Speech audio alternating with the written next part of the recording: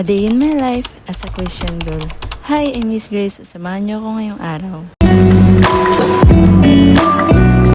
Sorry guys, ngayon ko lang na-upload yung video na to dahil hindi ako napag-voice over kagabi. Sobrang pagod na. Kahapon nga ito nung Sunday and 4 AM ako nagising nito dahil tinapos ko yung banner namin na panlagay sa labas. At dahil maaga ako nagising, maaga na rin ako nag-ready at ayan, maaga rin ako nakarating na yung church and wala pa talagang tao dito. Si Elizabeth pa lang and ayan, pina-check muna ni Pastor yung ilaw dito sa harapan kaya inayos ko lang yan. At mga ilang minuto nga lang nagdatingan na sina Pastor and Pastora and yung ibang mga leaders at ibang mga peoples. Kami nga palang mga young pro ang naka-assign para ngayong second week ng Back to Church Sunday kaya kami nag-a-usher dyan, kami nangangamay. Tapos next week yata ay yung mga youth na. At si Hannah mamaya yung MC, tapos ako yung magte-testimony. Tapos si Ella naman sa offering and ayan, pinapapasok din namin yung mga tao sa church, sa loob ng church. Kasi yung iba mag-isa lang pumupunta ay nahihiya pumasok ng church kaya minsan inihahatid namin sila sa loob.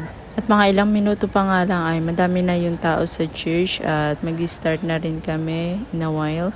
8:30 nga pala yung start ng church namin. Then nagpe-pray muna kami bago kami mag-start yung mga leaders. Ayan, time check, 8:30 AM. Nag-start na si Hannah at nag-start na rin yung praise and worship namin. Mga pangako, aking nagawa, aking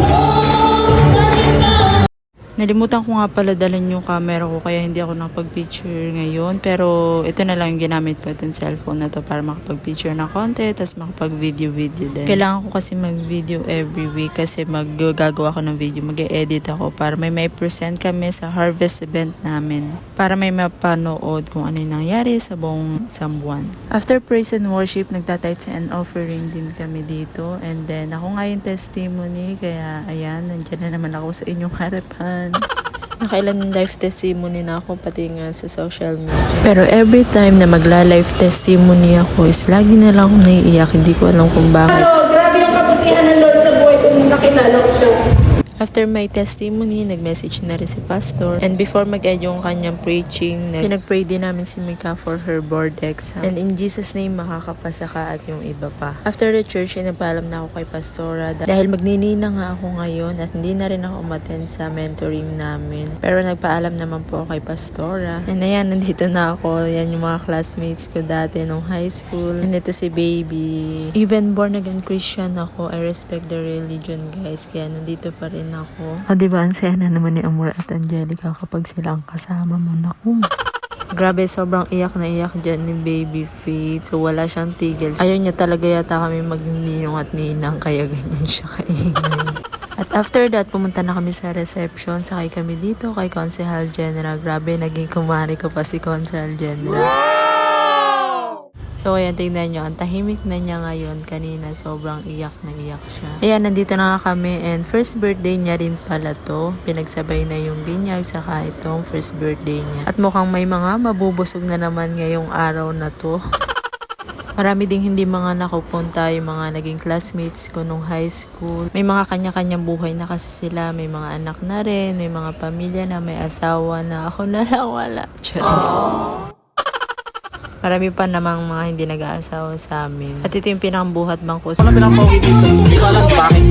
Ito naman si Karen, kabatchmate ko lang siya. And ito si Consehal. Then yan, mga naging classmates ko nung high school. And syempre, sila talaga yung friend ko nung mga high school. Kami yung mga magkakasama. At grabe, alam nyo ba guys, na si Rhea rin yung nanay ni Faith. Siya yung inaasar namin dati na matagal mag-aasawa or kahuli-huli mag-aasawa sa amin. Kasi dati wala talaga siyang boyfriend. Pero kita nyo naman siya yung unang kinasal at siya yung unang nagkaanak sa aming mga magbabarkada dati. At si Angelica, busog na naman. Ayan guys, i-video natin si Amor kasi nagre-reklamo siya. Bakit daw hindi ko siya isinasama sa mga vlogs ko? Kaya ayan, mukhang mukha ka ngayon. At ayan guys, nagsimula na ngayong program dito at si Amor pang MC. Talaga naman. At ayan, ang akala ko siya lang ang host. Aba, hinila pa ako nito para sumama sa kanya sa pag-host. Nako naman, kami pa ang nagsama tapos kakanta pa dito. So, simpleng program nga lang to guys. Meron lang siyang 12 cakes, 12 white dresses, and 12 wishes. Kapag si Amor talagang kasama mo, hindi ka magiging seryoso sa lahat.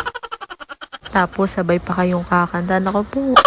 Happy birthday to you! Happy birthday! Happy O, diba? Ewan ko na lang talaga kay Realin kung bakit kami pa ang pinagsama dito. At ayan na nga, may mga paagaw pa dito sa mga bata. Naku po, magkakasakitan na. Ayan guys, kailangan ko na rin magpaalam sa kanila dahil uwi na ulit ako ng Makati para hindi ako gabihin. Sa mga gantong event na nga lang ulit kami nagkakasama-sama. Kaya lang kulang pa rin sa time dahil may pasok tayo kanabukasan. Kaya bawi na lang ulit tayo guys sa kasal ko. Charing lang.